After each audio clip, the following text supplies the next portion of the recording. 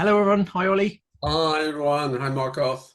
Hello, hello, hello. Right. So we are doing our final one of this series with talking about herbs in the zodiac signs because we've reached Libra and we started last year with Scorpio. So this is our last one, at least for the time being, just assigning different plants to different signs of the zodiac. So as usual, I'm going to preamble by just reading a description of the zodiac sign Libra from this little copy of Abu Mashar's abbreviation of the introduction to astrology. And I misspoke last time. I said it's from the 11th century. I double checked it's not. It was actually written in the 9th century. So it's Goodness a me. couple of hundred years earlier than I thought it was. But anyway, so Libra is the house of Venus, and the exaltation of Saturn is in its 21st degree. It has three decans or decans. The first decan belongs to the moon, the second to Saturn, the third to Jupiter. Its nature is hot and moist, airy, sanguine, and it is masculine, diurnal, tropical, belonging to autumn, less in daylight than the hours of equality, more in rising time, upright in rising, possessing two colours and two forms. In it is a little darkness. To it belong tall trees. In human form, of medium condition in libido, it's very specific, having few children, and sometimes it indicates twins. Voiced, beautiful in face, generous of soul. To it of the body of man belong the backbone, the lower belly, the navel, the genitals, the thighs, the buttocks, and the waist. Any surprises there, Ollie? Yeah, I mean the area assigned to it seems to be encroaching on Sagittarius's ground somewhat And Scorpio, I'd and say. Scorpios, yeah. So I Yeah, mean, obviously Libra nowadays we would tend to ascribe to the kidneys and that sort of whole area around yeah. the waist sort of thing. Which he does. I mean, he does say that Yeah. the lower belly, the backbone. He doesn't actually mention the kidneys here, which is kind of funny, But I'm taking that as read because the kidneys aren't actually mentioned explicitly in any of the signs Well, here. quite, So and Venus rules Libra, and that, then blah blah, and that Venus yes, kidneys. So it's kind of implied, we'll say. yes, I'd say it's implicated or implicit. But yeah, no, you're right because he sort of said that for me the genitals is interesting because that normally is taken to be Scorpio, and the buttocks and waist, as you said, that's Sagittarius normally. So And that I was wonder interesting. if the genitals is from that Venus rulership I as a. think it is because in Scorpio he says Scorpio is, he explicitly says to it of the body of man are the penis, the testicles. So he's Ah, thinking Scorpio to be the sticky out genitals and Venus to be the goey in genitals. So yes, it is a male female anatomy right. divide, I think. But interesting. And the other bit I thought was quite interesting was the bit about it being potentially associated with twins and having two colors and two forms. Because we Which is think of, interesting, yes. yes, because we think of obviously Gemini being a double-bodied sign. Libra isn't. Libra is a Yeah. movable cardinal sign, but there's a duality in Libra, which is interesting. It's, which you could visualize as the scales, The maybe. scales, yes, of course, this is Yeah, about sort of there thing, is a yeah. certain duality in the sign that's interesting, and in it is a little darkness, and of course that's talking about it being beyond the autumn equinox, but it's Yes. also a psychological trait. There's a little darkness in Libra, which is interesting because of course we think of it as the fluffy light, Yeah. anyway, as a sort of like air sign ruled by Venus, but it is of course also the exaltation of Saturn. Of So course it is. Yes, yes, quite right. Yes. one would expect it to have a little darkness Oh, in it, yeah. Yes. Anyway, right. So moving on. What's your first plant that you would Okay, pop in my Libra? first plant is a herbalist favorite, which is Okay. licorice. So, licorice Ah, glabra. okay. And this is classically, according to Culpeper anyway, ruled by Mercury. However, would like to make a case that I'm not arguing it's Mercury rulership, that it would be very at home in Libra. Um, so I just want to quote what Culpeper says about it. Right. So under the dominion of Mercury, he mentions it for good for coughs and wheezing and shortness of breath, but then he says it's good, also good in all pains of the reins, the strangury, and the heat of urine. Now, the rains are basically uh, God, The kidneys, the kidneys. kidneys, the kidneys. So that's a direct thing. It's good for all that, all the way down to, and the heat of urine is going to be sort of urine infections and things, etc., etc. So there's a top marks from Culpeper there saying practically good for kidney things. And of course, we know now that it's one of the key things for the adrenal depletion is we often turn to licorice for adrenal depletion. And also, I thought more in general, it's a very balancing herb. I think a lot of people will use it to balance things, and that the adrenal, the cortisol there is all about balancing the body, and so that seems to fit very nicely. Kidneys plus balance. Um, and hang on, I'm just looking at my notes here. Um, it does an awful lot of stuff. But yeah, I would just that helping with the adrenal function of the kidneys, or any and as Culpeper says, with those kidney infections, and also its general balancing function on the body as well, which I think is done via the adrenals. I think we could get. I love that, Ollie. That's amazing. I mean, I have a couple. Do you want me? Have you finished? Because I'm butting in. But I was Now, yes, yes, go. okay. Well, okay, because good because there were literally as you. I really love this classification of licorice. I hadn't really thought about it in this way, and I think it's beautiful. And there are two other things that occurred to me while you were talking there. One was that in Chinese medicine, they're using their species Glycyrrhiza urolensis, but it's practically pharmacologically indistinguishable. We use it interchangeably with Glycyrrhiza glabra, the European species. They use it as one of their so-called harmony remedies. Yes, It's one of their chi tonics, and it is literally put into prescriptions to, as you say, harmonize the prescriptions to balance them. yes, And the other thing that I was thinking of, and obviously part of that is the mercury function. It's a messenger herb. It sort of unites the rest of the things. But there's a certain, as you say, there's a definite Libran thing about it there. There were a couple of niche things that occurred to me from the Chinese herbal materia medica that I sometimes dip into, where they found that, they found that it reduced, as you said, it reduced the toxicity of many other plants it's combined with a couple of notable exceptions. And one of those was ephedra, which is a sort of stimulant Marsy herb, I think of ephedra as a pure Mars in Aries herb, really. yes. Strongly stimulates the heart, like very heating, very drying. So it's ironic that like licorice reduces the toxicity of many plants with the exception of this very strongly stimulating Marsy plant that sort of like seems to be opposite in nature to Libra. And the other thing I like is, of course, the sweetness of taste. Yes, the sweetness I'm going to come to that. Yes, okay. This very Venetian quality. This everyone loves licorice sort of thing. Well, not everyone, but I love licorice. Me too. And so yeah, it's definitely more than food grade sort of thing. It's very but the sweetness being, of course, the Venus ruled air sign. Yeah, and even the fact that we've got the exaltation of Saturn in Libra. When you concentrate licorice down, it's black. It's beautiful, shiny black. Yes. yes, literally, it's perfect. It's a perfect attribution. I mean, obviously, licorice is like some people love it, some people hate it. I absolutely love it. So, but that's really, really, really good attribution, Ollie. I love that. Thank you. Smart. All right, nice. Okay, I don't think. Well, okay, I don't think I'm going to shine quite as much as you there because mine is more debatable. So I've my first choice is marshmallow, and this Culpeper says is definitely a herb of Venus, and it absolutely is. I would put marshmallow as a herb of Venus in Libra. If we look at Culpeper, he says, lots of uses he gives for marshmallow, but used to loosen the belly gently, and decoctions or clysters. That means sort of the vaginal equivalent of a enema, really, sort of injecting fluid, I think.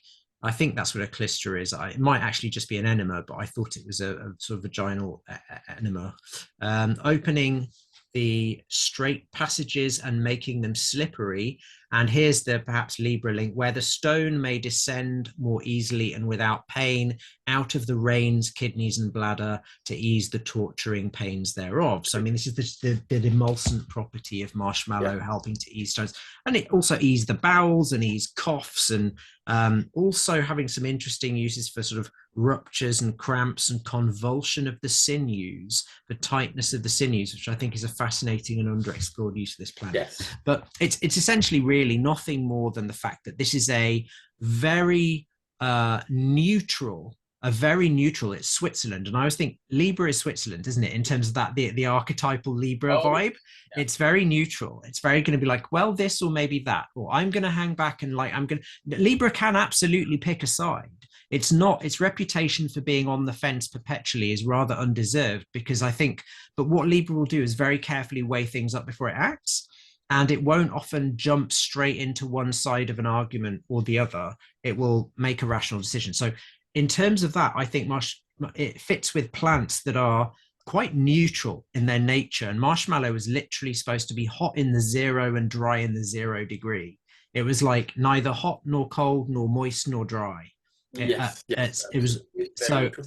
Yeah, and it's interesting, Michael. I mean, I mean, the other one I suppose would be my Cancer would be a natural home for it as well, with the action on the belly and the lungs. Yeah, the thing is, I think yes, I'd thought about this. I think I'd put small mallow, Malva sylvestris, under Cancer, because traditionally that was said to be more cool and moist in nature.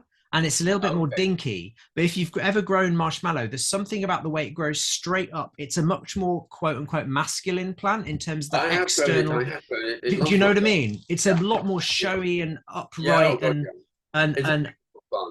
whereas mallow, and they were used almost interchangeably, like mallow and marshmallow, Culpeper has in the same entry, but they are quite distinct plants. Mallow is much smaller to the ground with darker blue flowers and is regarded as cool and moist, whereas the marshmallow is regarded as slightly hot and dry and grows straight up. And marshmallow was regarded as being pretty much good for all the things that mallow was, but maybe a bit more neutral in temperature. So yeah, I could certainly see that. I've got no problem with that then. And well, but I'm nice moist sign, so why not? No, valid. And look, I could see this being assigned to Cancer. I have no, this isn't a hill for me to die on. Again, this is a herb where I think could be in Libra. I'm open to it being in Libra because of the neutrality of its temperature, the broadness of its actions, the fact that Venus is very dignified in Libra. So one might expect a plant that was in dignity to be a highly valued and multi-use plant. It's been eaten as a sweet. It's been cultivated around people. Libra's a human sign for God knows how long. The sweets, marshmallows, were named after it. And you know, so I just think there's enough for me to want to put it into Libra as a human sign ruled by Venus. I don't really see the Saturnine aspect to it, apart from the maybe being used. I do think Libra has this secondary, often skipped over Saturnine aspect to it, in the same way that Libra is related to the courts and that function of justice, you know, the blindfolded justice. That's the Saturnine aspect of Libra, I think. And maybe that comes in the use of it medicinally for sort of like sinew, pain in the sinews and stuff like that. And Culpeper says for drying it, he says something about hard swellings. The mucilage of the roots is used to mollify and digest hard swellings, but also is used to dry up sort of loose stools and stuff. So it could be a Cancer thing, but I'm going to plop it in Libra for the time being. Okay. Okay. I'm happy with that. I'm happy with that. Excellent. Thank you. Okay. What's your number 2? My next one is Romania, Vicosa, which is a Chinese herb. So it has no traditional attribution at all. I would probably put it in Mercury if I had to, but I haven't. But I would be more than happy. It's again, it's a sweet warming herb. And so it seems to be it fits very well from its taste, etc., into Libra. But wait, Interestingly, wait, Ollie, pause 1 second. It's sweet and warming when it's prepared, though, prepared, isn't it? yes, Because there's yes. Sorry, shendy and shudi. yes, it's sweet and bitter and cooling Mm. when it's not prepared. So yes, but it does have sweetness in both types. Okay. Interestingly, the prepared route is pitch black, which is another Aha. interesting. Yes. I'm not Yeah. sure. I wasn't able to find any pictures of the actual raw or fresh root. So I don't know what color that is. I No. suspect it. Is this prepared root up here? These things that look like sort of little dried turds up here. These are prepared No, roots, I are think that's they? the fresh root. That must be the That's fresh root. fresh root. Okay, But but it's pretty draconian unsliced. anyway. Yes. Yeah. Yeah. um, and it's very pretty as well, which is nice for sort of Venusian little thing. Obviously, the prepared root in Chinese medicine is the kidney yin deficiency go-to herb, and has this massive it's affinity for the liver. So, not the liver, sorry, the kidney. So yeah, it's very much used for kidney yin deficiency and liver yin deficiency. That says in the prepared form in Chinese medicine, it's cooling the blood, etc. Personally, I tend to use the unprepared one more. So I have a more the raw Romania as it's known, which is Sheng I think you're right. Di Huang, Sheng Di Huang. Yeah. Sheng Di Huang as opposed to Shu Di Huang, and that's really I use it for sort of blood disorder, well, widely sort of inflammations of the blood. It's not, I know it's not a medical diagnosis, but it's sort of widespread inflammation and things like that. And again, it's got this very balancing property that it seems to like balance the body off, sort of thing. And Mm. what I see is a sort of very Libran action. It's neuroprotective, anti-inflammatory, immune modulating, they say, supports the endocrine system, um, and has this it's meant to be, and it's very protective of the kidneys and the liver. So again, it's uh, liver, blood, and obviously the blood thing. I think is comes. Nobody really knows exactly how it works, but obviously this all balancing and kidney support, I think really, to my mind, if I had to put it anywhere, I would put it in Libra just because it's balancing nature. It's a little bit like licorice in that it's quite sort of it has this very constitutional effect, Right. particularly in I, autoimmune condition, inflammatory autoimmune conditions. yes. I haven't actually. I don't think I might have used it once or twice. It's not a herb I feel particularly comfortable with using, to be quite honest, just because I don't know it very well. Right. Okay. Um, but I do know of it, and I think I like the attribution to Libra in that you sort of mentioned it briefly, but the fact that it's used in a lot of autoimmune diseases because it really Yeah. bolsters adrenal function, and it's that adrenal bit is key, isn't it? Adrenal, that they're sitting on top of the kidneys. So Yes. I didn't know that it had a sweetness to its taste, even when raw. And it's fascinating, as you say, that when it's cooked, it has these two. It's available in two tastes, two Very varieties. Libran as well, of course, having it Yes, yeah, absolutely. And like that. what Abu Mashar said about it being available in two, twins or two varieties, two colors. He literally said two colors. And you've got one sweet, one more bitter, one light, one dark, one sort of use as a tonic to build up, and the other to reduce inflammatory symptoms. All of that is very Libran, I think. So I think I'd be certainly comfortable with the sign. As to what planet rules the plant, I don't know. I'd have to use it. I'd probably have to grow it and think Yeah, on it a lot more. one of those ones I've been searching for 10 years to find any seeds to this plant. And Really? searching like, the most, obscure internet websites, etc. But like I just cannot get any seeds for this. Nobody's got seeds of Romania. No. Seriously. No. The few people Wow. who won't post to the UK, but that's it. And I imagine in China, but it's Yeah. yeah, very, very difficult to That's get hold of. Long to grow that's it, but yeah. that's crazy because it's found No, in all of the herbal, this, like, it's commonly available by the herb suppliers now, so it's very I interesting. know, it is odd. And there's a number of other Romanes you can get from garden centres, but not Romania glutinosa, which is tiresome.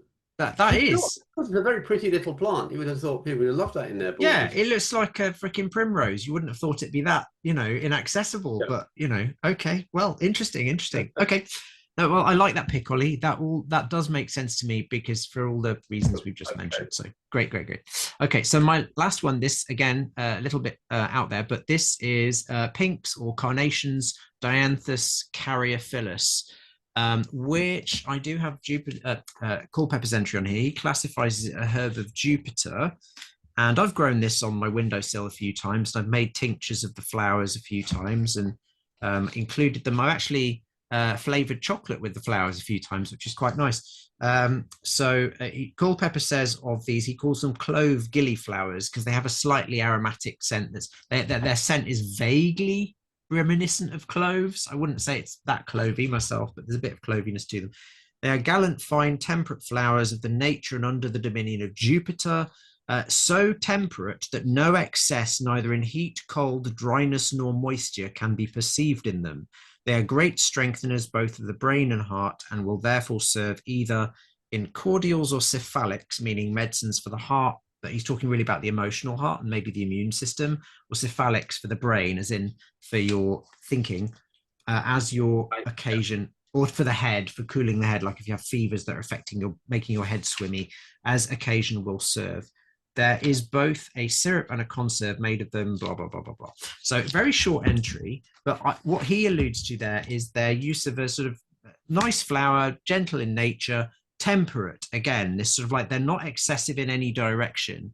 And then what I noted was, this is the Chinese herbal medicine, Materia Medica. They don't use the same species. They use another Dianthus, Dianthus superbus or Dianthus chinensis. This is Dianthus caryophyllus. But they're broadly similar, and they're also called pinks in translation. And in Chinese medicine, they're used to clear damp heat, promote urination, and unblock painful urinary dysfunction. And they belong to the category of herbs that drain dampness. For any type of painful urinary dysfunction, especially bloody painful urinary dysfunction, and used to unblock the bowels for constipation. So quite different in a sense, but pharmacologically they look quite similar, and the plants look very similar too. Right. So I am performing a slight atrocity here in using one species to justify the classification of another, but I do think there's a lot of parallels in their morphology, what they look like, and their phytochemistry. And even though in the West the clove gilliflower is used more as a general gentle tonic, and in Chinese medicine, it was used more as a sort of heat clearing for the urinary system, their uses do dovetail in that they're both used to increase non-specific resistance to certain kinds of infections. Culpeper mentioned in fevers, to reduce fever. And so I tend to think of this plant as something that does have a slightly cooling action on the urinary tract, an anti-infective, an anti-inflammatory action on the urinary tract, but also has this slightly mood lifting, tonifying mood, one might almost say balancing effect, but I am of course putting a finger on the scales by saying that. But it is, I think there's a fair argument for it being a herb of Jupiter in Libra right there. I'd be happy with that. Yeah, definitely. Oh, good. Yeah. I mean, again, not a hill to die on. I think I'd need to do a little bit more research. I did briefly look into the sort of symbolism of it in this book, which I've never alluded to before. This is a compendium of symbolic and ritual plants in Europe, which is one of my more esoteric tomes, but I love it. This is bought by my BFF Lynn for me as a wonderful present a few years ago. And this talks about pinks in here as sort of in symbolism. They're used to symbolize various things. They were used during the rise of humanism in Italy. They were often used as an emblem for love in the language of flowers, and sometimes in magical healing. There's a whole plethora of different remedies, but they're also thought of as a protective plant. But what's interesting is in love, the different colors were taken to symbolize, some symbolized friendly love, some symbolized erotic love, and some symbolized envy. The yellow pinks were taken to symbolize envy. So it's interesting. There's nothing dispositive here, but I just think it's got some definite Venus overtones, and yet the name of this plant in many different languages, it says the name dianthus, the botanical name, derives from the Greek and really means Zeus flower. So it was always associated with Jupiter, and yet it's symbolic. A lot of its symbolism is associated with love, which again would put a secondary Venus overlay to it. Definitely. Love it. So that's my argument. Brilliant. Excellent. All right. Well, I mean, nothing. We've not really disagreed too vehemently this week, Ollie. Very appropriate for Libra then. Yes. Maybe we're doing it's an appropriate metalogue for Libra, I suppose. Yes. So, and a relatively harmonious end to our series. So, if you haven't watched any of our other episodes on plants and zodiac plants, and this is your bag, then please do go and look at them. Maybe treat yourself by diving into Scorpio and seeing if we disagree with each other more in that episode next. But anyway, if you've enjoyed this, please give us a like, give us a share, and just do things that help our algorithm and the channel grow and all that. And please do leave us a comment if you've got any questions, things you want us to talk about, any ideas for things we could discuss on the channel. Please whack them in the chat below. It's always appreciated. That's it. All right. Thanks, guys. Thanks, Ollie. Thank you, Marcos. Thank you, everybody. See you all soon. Bye.